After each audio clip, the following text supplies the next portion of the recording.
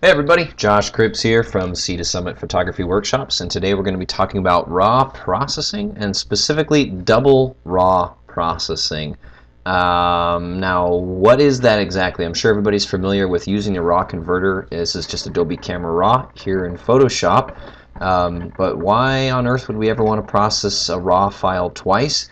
And the reason for that is because a lot of times when you're shooting, you end up with an image that might have a lot of different localized tonal areas within the image. So for example, this image right here, even though you can see it's got a good looking histogram, it goes all the way from near black all the way up here to near white.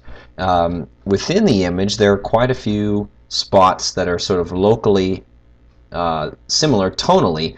For example, these mud cracks here all kind of have the same tones, and this darker bit here, this muddy stuff, kind of has the same tones. Then there's this light patch of sky stuff here, and again with the dark clouds in the sky.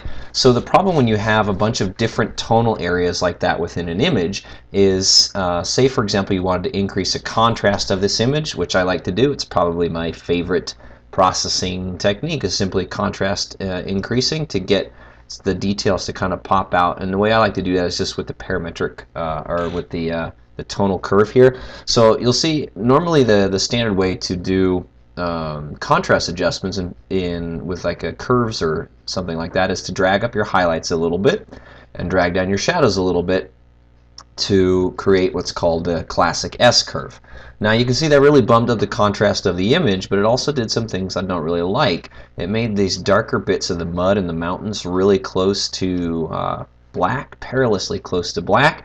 It made these highlight areas maybe a little bit too bright, and it made these clouds too dark. Now say for example I was targeting the contrast of these mud tiles and I really want to bring out the contrast there. I might keep bringing the highlights up and the shadows down. Now that's maybe a little extreme, but I really like the contrast that's pumping out here in the foreground. But now you can see I've just blocked all of my shadows here nearly to black. My highlights are white, my clouds are nearly black. So if I open the image like this and start processing it, it's going to look like crap. So one of the things we can do now is process a raw file a couple of times to isolate each of those individual tonal areas and then combine them in Photoshop for a better master file. So let's get to that. The first step is basically what we just did, is figuring out a contrast level that works sort of for each individual spot on the photo. Now there are other ways you can do this that don't involve double raw processing. For example, you can use localized adjustments with your adjustment brushes. Personally, I feel that double raw processing gives me a little more control, a little more accurate results. I'm sure other people will disagree with me, but they can go make their own tutorials. So here we go. What I'm basically going to do, like I said, is isolate the tones that I like for the cracks. I'm going to do a different one for this area, a different one for the sky, a different one for these guys, and then we'll combine it all in the end. So now that I've got these tones where I like it, I'll go ahead and open that as an object into Photoshop. And now that it's open, what I want to do, you see I open it as a smart object. What I can do, if I right click on here, I can hit this new smart object via copy, and that will create a new smart object which I can then double click and send back into the raw converter. Hey-o, there it is. So now if I go back to my curve over here, I can make a new adjustment. Say I want to look at the tones here in the mud. So obviously they're a bit too dark. So if I bring that up and play with the contrast a little bit like that, now you can see maybe the cracks in my foreground are getting a little too bright, but I do kind of like how I've added that extra brightness in to this midground stuff, and especially the mountains behind. It actually looks pretty good for those clouds too. So I'm going to go ahead and click OK, and that'll pop it back into Photoshop.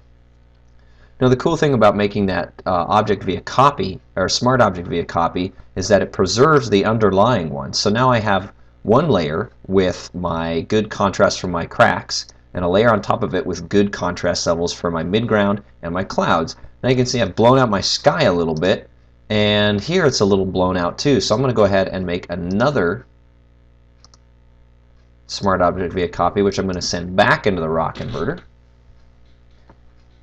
back to my tone curve, and let me pull down the highlights a little bit. Now I can really make those bright bits pop out by dropping the shadows, dropping the midtones a little bit, and pulling up the highlights some more. and something like that. Okay, so let me bring that guy back out into Photoshop. So I have these three individual layers which all contain nice looking tones for these individual parts of my photo, so really all I have to do now is blend them together. And to do that, I'm just going to go ahead and create a series of layer masks. And I'm going to start with this layer here, which is my, I'm going to rename these. This one's going to be called cracks.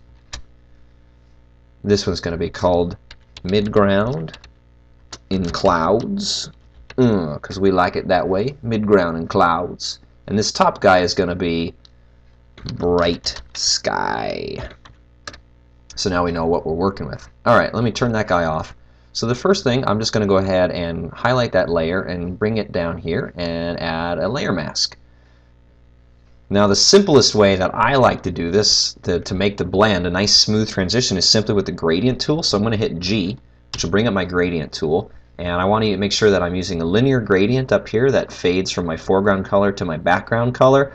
And personally, I always like to blend from the area that I'm keeping to the area that I'm masking out. So that means a white to black gradient. Now I'm making sure that I'm on my layer mask itself. So this is the area that I want to keep here, which is the good tones, and this is the area where I want to blend in that underlying layer with the nice contrast for the cracks. So if I drag a gradient across like that, all of a sudden it's revealed my crack layer underneath. Alright, cool. So if I turn this off, this layer that I've just been working with, here's our original layer that we produced with the cracks in it. Now, if I turn the visibility of our midground and clouds layer back on, you can see that, boom, all of a sudden we have all this great detail in our midground and our clouds as well. The one thing that we've got a problem with now is our blown out highlights. So again, what we're going to do is simply turn on the visibility of this bright sky layer, which you can see has really nice tonal values for that bright sky. I'm going to add a layer mask. Now this time what I want to do is start with a black layer mask. Now there's a couple ways you can do that. You can just hit add layer mask and then hit Control I, which will invert your layer mask. Or if you don't want to do it that way, another quick trick is to hold Alt or Option while you're adding a layer mask, and it'll automatically bring it up black. So now this means that that entire bright sky layer is invisible, which is what we want, because I basically only want to paint in that bright sky layer where the underlying layer is too bright. So I'm going to go ahead and move to my brush tool, and I always do this kind of stuff with a low opacity soft brush. So right now I'm on a 30% opacity brush, and I want to make sure that my softness is all the way down, or my hardness is at 0, and then just using this big soft brush, I'm going to lightly brush in this bright layer. And you can see what's happening here is it's bringing in all the details from that sky layer. Maybe bring it down a little bit so I can paint in some of these more. Because I'm using that soft brush at a low opacity, the transition is very gradual. And so you can see if I turn off that bright sky layer, that's what we had originally, and I turn it back on, that's what we've got now. So we've left ourselves with an image that is more even tonally throughout the entire image. And now we can go ahead and make further adjustments to it if we want to, but that's not really necessary. I just want to show you guys ultimately the difference of what you can do when you do something like this. So if I hit Control Shift Alt E or Command Option Shift E, what it does is it stamps all of those layers into a master composite layer, which I've got now here on the top. And please ignore all my little dust spots up there. This is not a dust spot removal tutorial. So now we've got this layer here on the top, and I want to show you guys how that compares to if we had just produced a single raw conversion. So if I bring this back into Photoshop, and let's try to get something that looks good as sort of a global adjustment. So if I just do that standard S-curve, something like that, I'll bring this back out.